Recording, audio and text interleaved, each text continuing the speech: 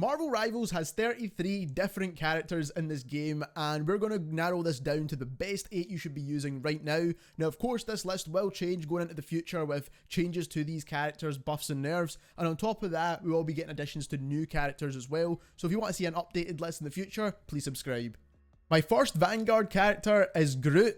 Now, of all the Vanguard characters, his health is decent, is not the best, but the reason why I love him so much is because of the abilities that he has. So first of all, this wall ability that blocks incoming damage, but not only that, it can block off certain parts of the map as well, which is absolutely insane. Then we've got a secondary wall ability, which actually deals damage to enemies as well, but not only that, again, it blocks off certain areas of the map, which is absolutely insane. He's the only character in the game that can do this.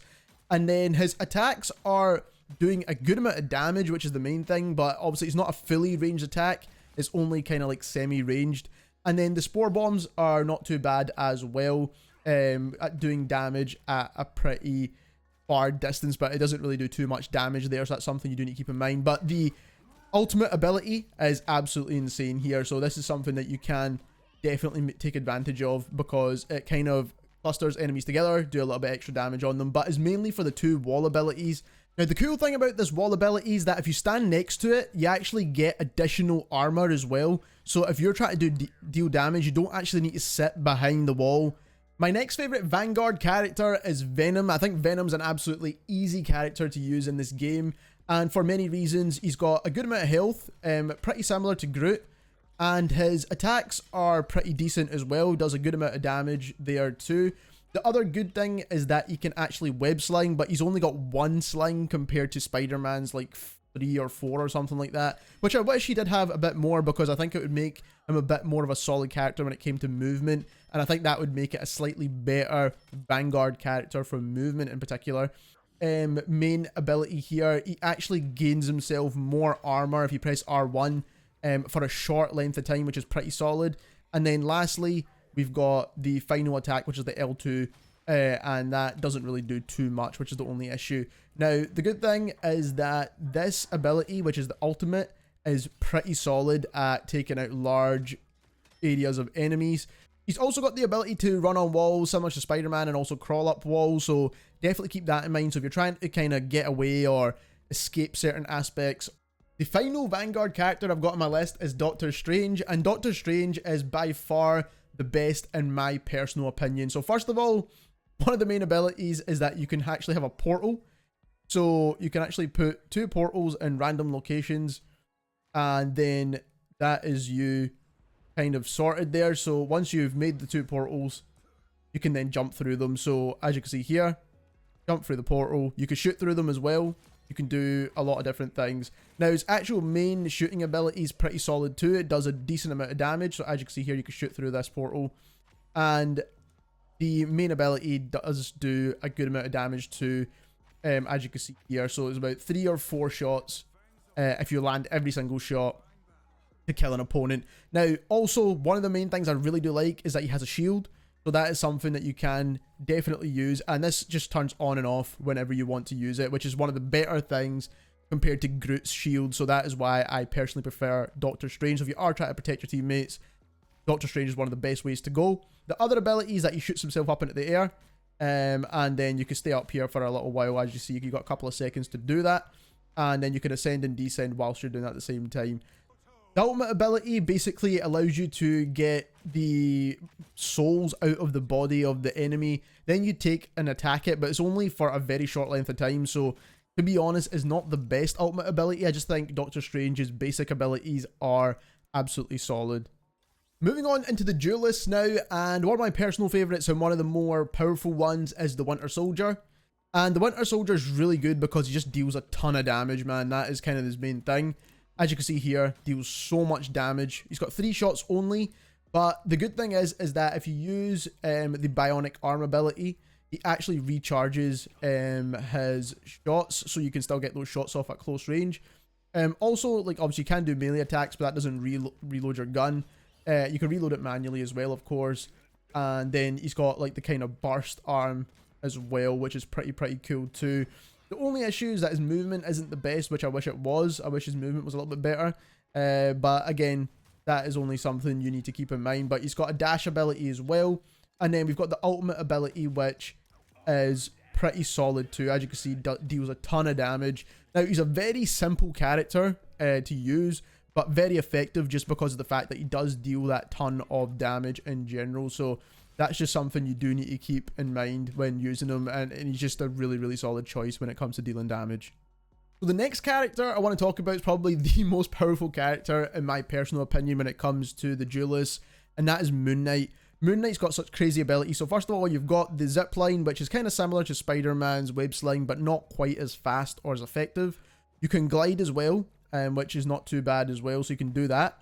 And that is one of the abilities too. He's got a ranged attack, which is the L2 attack, which he throws a kind of like frisbee or whatever you want to call it. And then his main ability attack is not too bad either. So as you can see here, dealing a ton of damage. It's kind of a bit like Genji from Overwatch when his abilities are kind of like that. So it's kind of like in a burst when he throws them. And then his ultimate attack, again, is great at dealing a ton of damage to a specific area on the map. So like I said, when it comes to Moon Knight, I think he's just a really well-rounded, solid choice. I think he's just a really good character in general. Movement's not too bad either when it comes to Moon Knight, because you've got the grapple hook or zip line, whatever you want to call it. And it doesn't waste if you don't hit it with something, so that's quite good. So you do always have that available to get out of situations. Now, the only issue with Moon Knight's abilities is this extra one where you deal damage and it kind of hits off of other targets, which is not a bad thing, as you can see here, but in practical use when it's like in an actual game, it is not the best, to be honest. The next duelist that we have is Namor. Now, I really like Namor in this game. I think he's a solid choice. He's got a lot of really good abilities. Again, his attacks are ranged, and as you can see, he's doing a ton of damage with his attacks as well. He's got the ability to throw his spear and do a bit more damage as well. This octopus one is a bit strange, which does deal a little bit of damage, as you can see here. Not the best ability at all. And then he also has the ability to protect himself for a short period of time. So he's got a lot of solid abilities here when it comes to that. And then when it comes to his main ability, again, it's going to be ones where it deals a ton of damage to a specific area. I think that's just kind of the easier way to do it when it comes to these abilities. So a lot of the ultimate abilities are very, very similar, to be honest. Moving on into the strategists now, which there's not a lot of, and hopefully they add more of these characters in the game. And there's two of my personal favorites. The first has got to be Rocket. Now, the reason why I love Rocket is because, first of all, I love Guardians of the Galaxy and I like Rocket Raccoon from that. But not only that, he doesn't really feel like a strategist because he does have a long-range gun attack, which feels very similar to the Punisher. It's not quite as damage dealing, but it's still a solid choice. He's also one of the easiest healers to use in this game. So as you can see here, you just fire out these kind of heal packs and they're pretty much like more or less unlimited. Well, they're not unlimited. They actually have like 4 or 5 of them.